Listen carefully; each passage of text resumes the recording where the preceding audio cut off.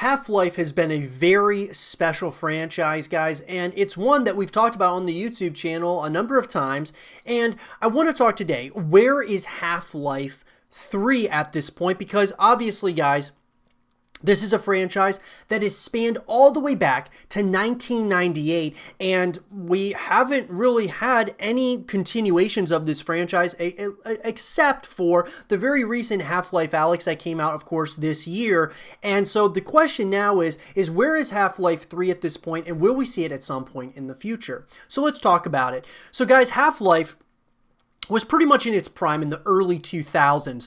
We go back to 1998, that's when the first Half-Life came out, and we were pretty much getting either a continuation of the Half-Life franchise or at least, I would say kind of add-ons and expansions to those games pretty much every year all the way up to 2007. The last thing that we saw was Half-Life 2 Episode 2 that came out in 2007. And then from 2007, guys, to 2020, we had nothing. Absolutely nothing regarding Half-Life. If that doesn't tell you something, that tells you one thing. A very popular franchise in Half-Life, and Valve isn't jumping on this as far as like continuing this franchise. I don't know what to tell you guys. Valve just doesn't seem like one of those companies that cares enough about some of their most treasured IPs, that being like Half-Life and even that being Left 4 Dead. And we could even talk about how they don't really even care about CSGO and Dota, even though those two games are their juggernaut franchises. They don't seem to update them enough. There's just like problems, lots of people are complaining about it. Then you have companies like Riot Games coming into the space that are trying to take a lot of those eyeballs away from games like CSGO to Valorant. You even have Call of Duty that is a massive juggernaut in the first-person shooter space. And Valve all of a sudden now is kind of scrambling to figure out what they need to do. It's a whole other conversation for another day, guys. But Half-Life is a franchise that really none of these other companies are even remotely thinking about at this point. So what do?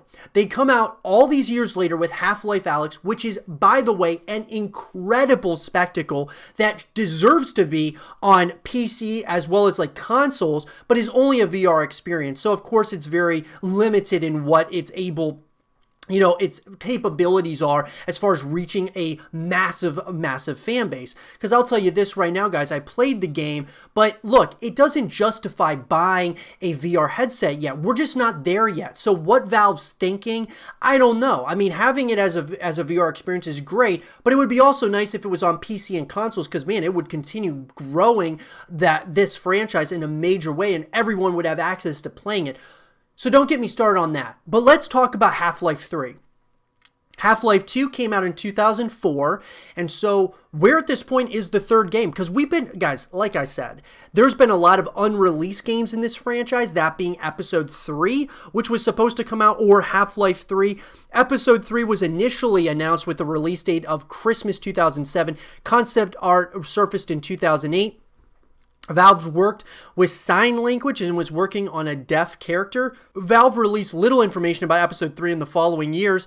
Though Valve still discussed Half-Life, there was no clarity on whether Episode 3 was coming, whether Valve was instead planning Half-Life 3, or if Valve had forgone the property to better support the popular Counter-Strike Global Offensive. In March of 2010, Newell spoke of broadening the emotional palette of the series and how the next Half-Life game may return to genuinely scarring the player. In 2011, he said, "We went through the episodes phase, and now we're going towards shorter and even shorter cycles. For me, entertainment as a service is a clear distillation of the episodic content model." That year, Wired described Episode 3 as vaporware. So then, of course, guys, there was Return to Ravenholm, sometimes referred to as Episode 4, was under development by Arcane Studios. The episode was set in Ravenholm, a town infested with headcrabs and headcrab zombies. Valve canceled the project, deciding the premise was creatively constrained. And then you had another episode was under development by Junction Point Studios, led by Warren Spector. According to Spector, the episode would have shown how Ravenholm became the town scene in Half-Life 2, allowing them to feature more of the character of Father Grigori. Images of this setting appeared in early 2017. The game included a magnet gun, which fire projectiles that would magnetize the metal surface they contract, drawing objects and enemies towards it, and would have been used for combat and puzzles. Junction Point worked on it for a year, producing enough content to demonstrate one section of the game and a vertical slice that demonstrated the mechanics of the magnet gun. Valve became uninterested in the project, and Spectre dropped it in favor of Disney's Epic Mickey. So, I mean, here's the thing, guys, is that this is a game that deserves to continue, in my personal opinion, because if we go to the sales, in December 2008, Valve announced that the two main Half-Life games had sold 15.8 million units in retail, which is 9.3 million for the first, 6.5 million for the second, while the Half-Life expansions had sold 1.9 million, Opposing Force 1.1 million, Blue Shift 800,000, and Half-Life 2 expansions 1.4 million, which all for Episode 1. Additionally, the Orange Box, which included Half-Life 2 and both of its episodic expansions, sold 3 million units at retail by that time. This put franchise sales at 18.8 million full games and millions of expansions as far as or a million units sold, guys. And Opposing Force was 1.1 million, Blue Shift 0.8 million, Episode 1 4.4, Episode 2 3 million as of December of 2008, all those years ago. These figures did not account for digital sales. Half-Life Counter-Strike sold 4.2 million units standalone by the same time, while its remake Counter-Strike Source was bundled with every sold retail copy of Half-Life 2. Forbes reported that, including digital sales, Half-Life 2 had sold over 12 million copies by February of 2011. Guys, like, how has Half-Life 3 not been made? I mean, really, you could say, oh, it's Dota, or oh, it's Counter-Strike, but guys, if you're Valve, you have something special here. Like, make the game or sell the IP to somebody, please. If we go to a report that, or I should say an article that was written by Tom Pritchard and Vic Hood of Tech Radar, on October 10th, 2007, Valve released Half-Life 2 Episode 2, the continuation of Gordon Freeman's story as he and his friends fought to free the human race from the oppression of the alien Combine. The ending provided very little in the way of closure, setting up a number of plot points for Half-Life 3, but 13 years later, a sequel has never arrived. 2020's Half-Life Alyx, a prequel exclusively for virtual reality, marked the first kick in the franchise for a long time, but it's not a full sequel in the way that fans were hoping for, and we're still waiting for a new Half-Life game with a 3 in the title. Unfortunately, in a recent interview, Valve's Robin Walker said that the franchise still has a future, stating, "We absolutely see Half-Life Alyx as our return to this world, not the end of it." While this isn't a confirmation of definite plans for Half-Life 3, it's enough to give fans renewed hope that this long dormant series is going to continue in one form or another. So, first of all, I just really hope that Half-Life 3 isn't like just VR. Like, make it virtual reality if you want to, but make it available to all of us that don't have VR, like a PC or on consoles. I mean, why not? You're going to sell way more copies that way anyway. It's just common sense, in my opinion.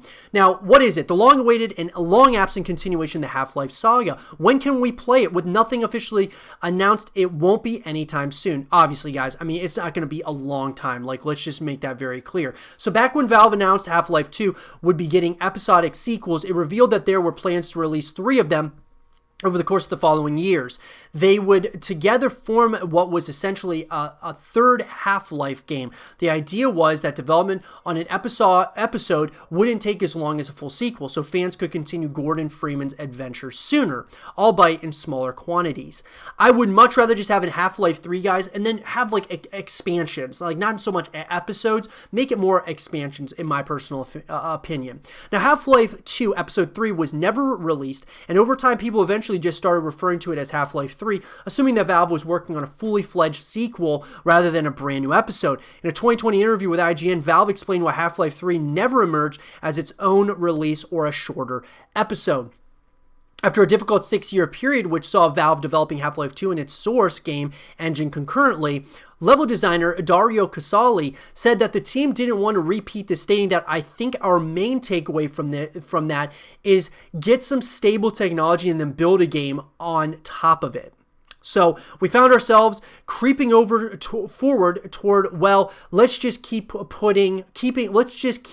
put more and more and more and more stuff in this game because we want to make it as good as we can. And then we realize these episodes are turning more into sequels.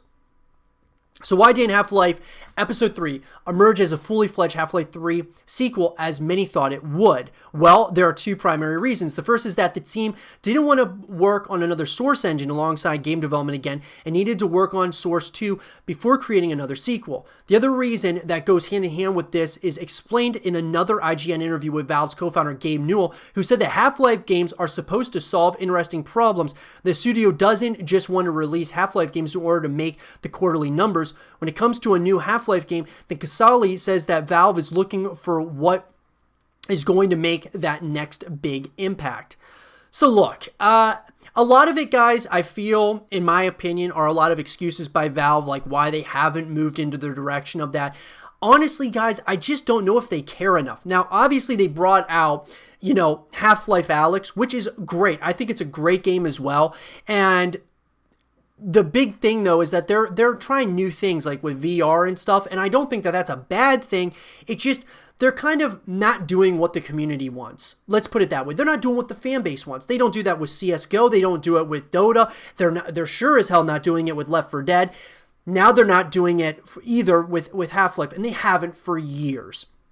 Now, will it ever be made? It's amazing that after the series had laid dormant for so long, Half-Life fans were still scrambling for another release.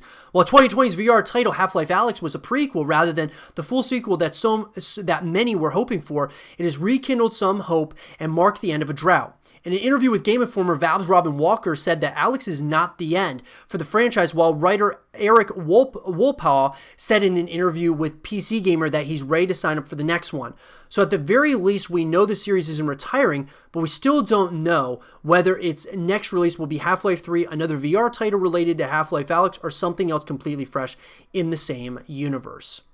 So Half-Life Alyx, I think, guys, was kind of giving us a glimpse at maybe they were just testing, Half-Life on VR. Or maybe it was like their first VR title that they really wanted to try out on VR.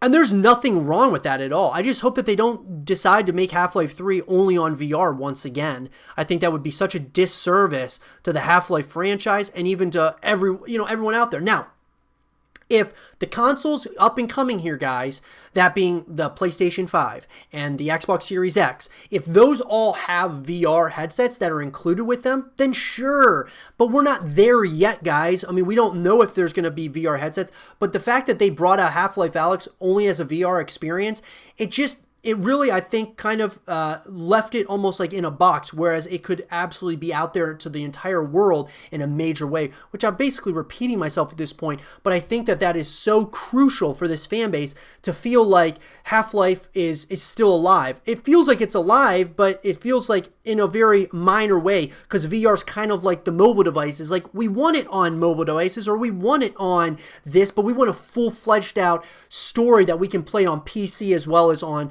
consoles in a more traditional sense. So guys, will it be in VR? It's very hard to say at this point. I don't even want to, speculate whether or not it's going to be on VR. I mean, with the release of Half-Life Alyx being so recent, the team is biding its time. The best thing we can do at this point is to gauge the response to this product. How are people able to enjoy it? How many people can we get into the VR platform? Are people saying that VR is now this essential part of Half-Life? We really don't know those answers until we put the game out and we start listening. Hopefully, guys, they just, don't move in a direction of just VR. Now, obviously, guys, Valve is one of those companies that, they will tell us one thing, and sometimes it leads us to a completely, something completely different, right? One thing I do like about Valve is that these worlds that they've created are really great and very immersive and such. I just wish they brought some of these games out a little bit more often because some of the leaked concept art of Half-Life 3 was pretty impressive, guys. And I think it got a lot of people extremely excited, without a doubt. The Counter-Strike co-creator Min Lee has also admitted to seeing some concept art himself. I don't think I can talk about that, to be honest. He said, I think it's kind of public knowledge that people know that is being worked on. And so if I were to say that, yeah, I've seen some images, like some concept art of it, that wouldn't be big news, to be honest. I guess I could say that I did see something that looked kind of like in the Half-Life universe. And I mean, it wouldn't surprise anyone if I said they're doing it, they're working on it, yeah. So to go out on a limb, I'd say I did see some concept art for Half-Life 3. So at the end of the day, guys, Half-Life 3, there's a ton of hype for it, but it's unconfirmed. So now that the Half-Life series has returned to life, fans are once again hoping to see a confirmation for that elusive third title.